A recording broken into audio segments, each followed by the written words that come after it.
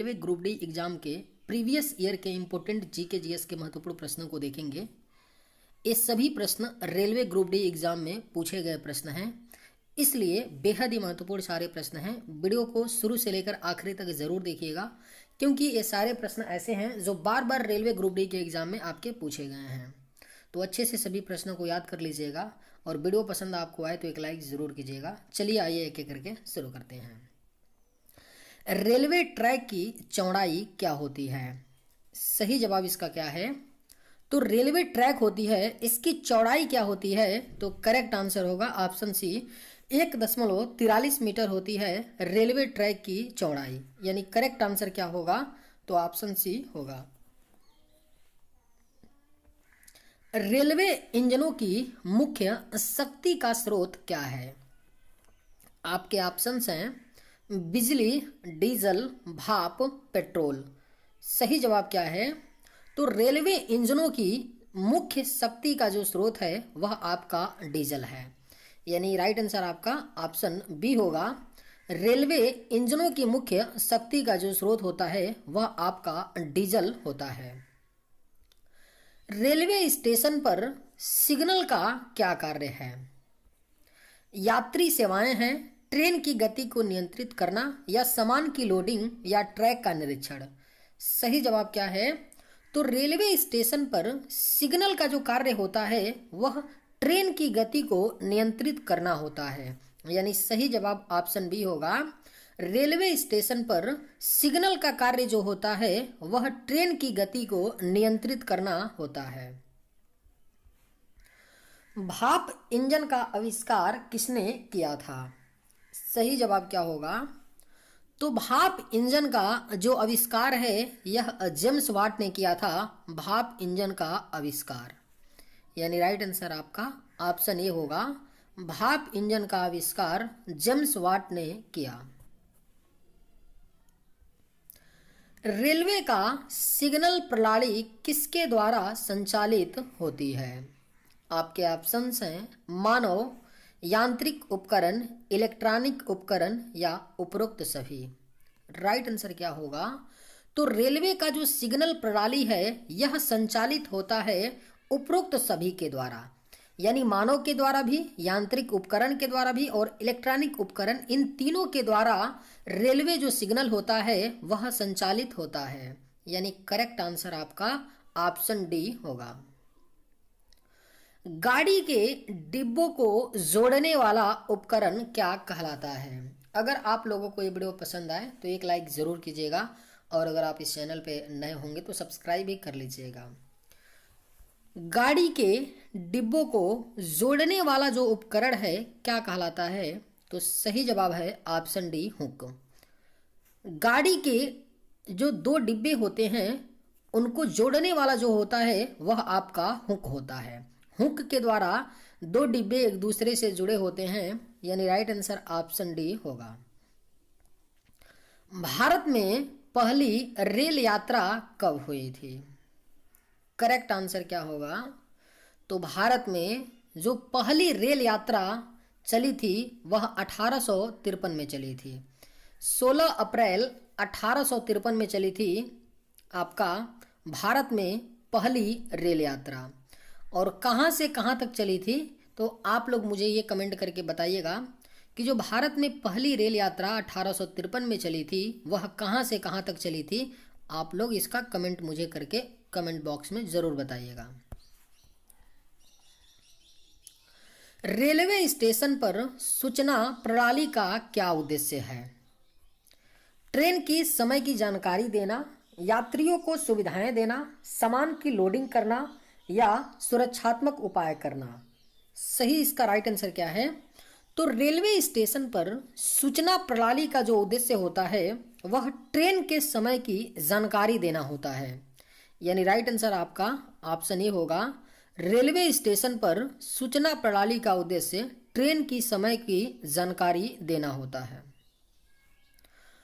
भारतीय रेलवे की सबसे लंबी रेलवे लाइन कौन सी है? करेक्ट आंसर क्या है? तो भारतीय रेलवे की जो सबसे लंबी रेलवे लाइन है वह आपका कन्याकुमारी से नई दिल्ली है। यानी राइट आंसर इसका क्या है, ऑप्शन बी होगा। भारतीय रेलवे की जो सबसे लंबी रेलवे लाइन है वह कन्याकुमारी से नई दिल्ली है।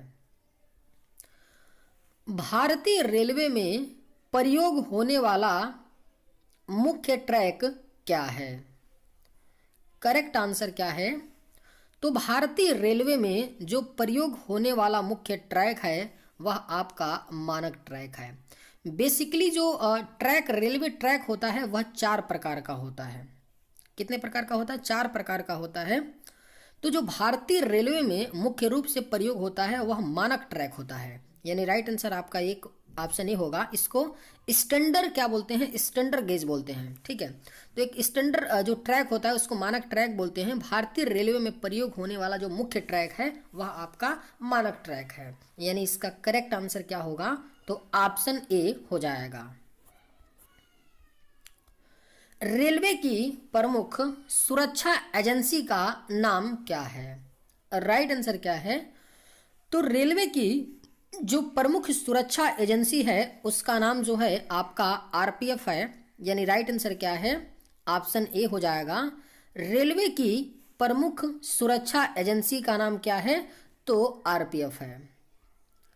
रेलवे प्लेटफॉर्म की ऊंचाई कितनी होती है? सही इसका जवाब क्या होगा?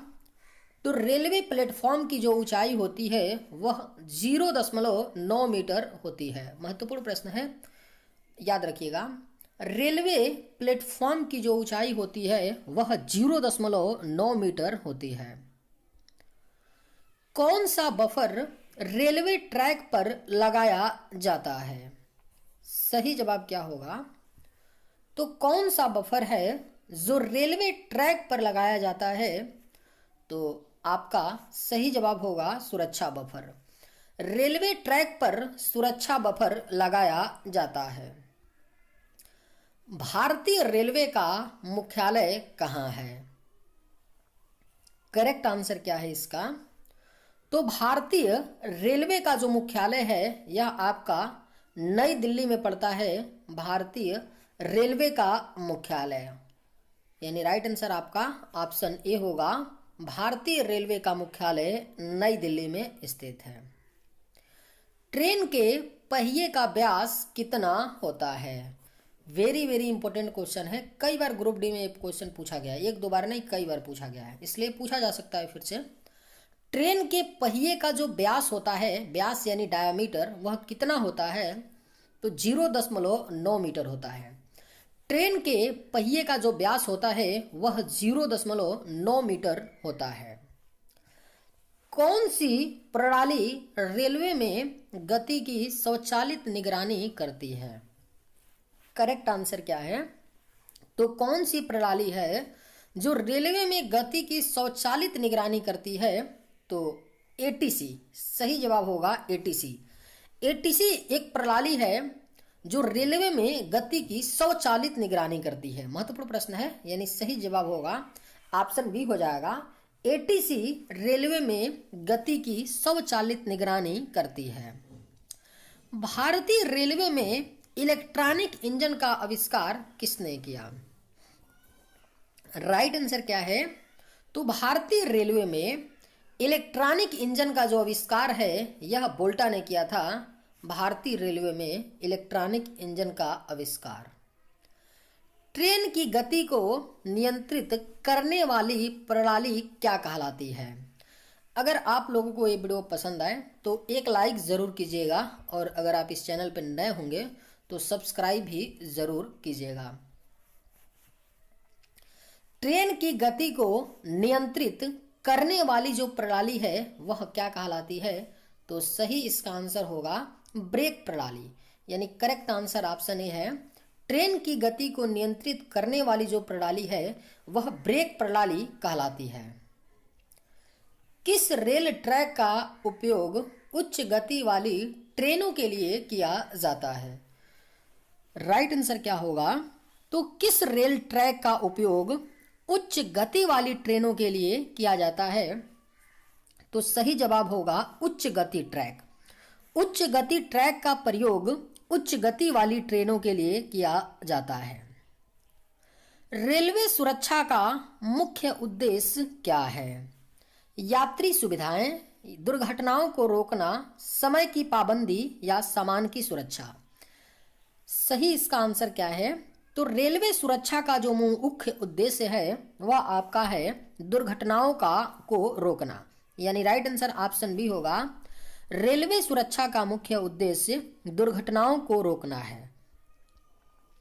रेलवे ट्रैक की संरचना में प्रमुख रूप से कौन सा पदार्थ उपयोग होता है? राइट आंसर क्या है? तो रेलवे ट्रैक की जो संरचना में प्रमुख रूप से उपयोग होने वाला जो पदार्थ है वह आपका स्टील है, यानी करेक्ट आंसर ऑप्शन सी होगा। रेलवे ट्रैक की संरचना में प्रमुख रूप से स्टील का उपयोग होता है। इंजन का धुआं निकलने वाली प्रणाली को क्या कहते हैं? करेक्ट आंसर क्या है?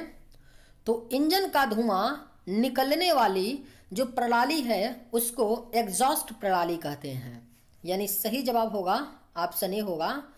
इंजन का धुआं निकलने वाली प्रणाली को एग्जॉस्ट सिस्टम कहते हैं। रेलवे स्टेशन पर यात्रियों को सूचनाएं देने के लिए क्या उपयोग किया जाता है? Digital display, manual board, loudspeaker या उपरोक्त सभी। सही जवाब क्या है? तो रेलवे स्टेशन पर यात्रियों को सूचनाएं देने के लिए इन तीनों का प्रयोग किया जाता है, यानी उपरोक्त सभी। डिजिटल डिस्प्ले का भी प्रयोग किया जाता है, मैनुअल बोर्ड का भी किया जाता है और लाउडस्पीकर, इन तीनों का प्रयोग रेलवे स्टेशन पर यात्रियों को सूचनाएं देने के लिए किया जाता है। सिग्नल की लाल बत्ती का क्या अर्थ होता है? करेक्ट आंसर क्या है?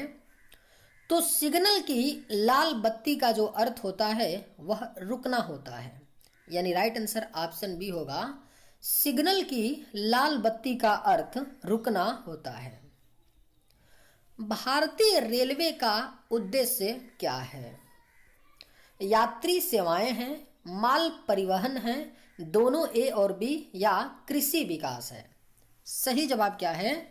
तो भारतीय रेलवे का जो उद्देश्य है वह आपका सी है, यानी ए और बी दोनों, यात्री सेवाएं और माल परिवहन। भारतीय रेलवे का उद्देश्य ये दोनों होता है, यात्री सेवाएं भी और माल परिवहन भी, यानी राइट आंसर ऑप्शन सी होगा। सविनय अवज्ञा आंदोलन के दौरान गांधी जी ने कौन सा कानून तोड़ा? वेरी वेरी इंपॉर्टेंट क्वेश्चन बन रहा है आपका ये, अच्छे से इसको याद कीजिएगा। सविनय अवज्ञा आंदोलन के दौरान गांधी जी ने कौन सा कानून तोड़ा? तो सही जवाब होगा ऑप्शन ए, नमक कानून।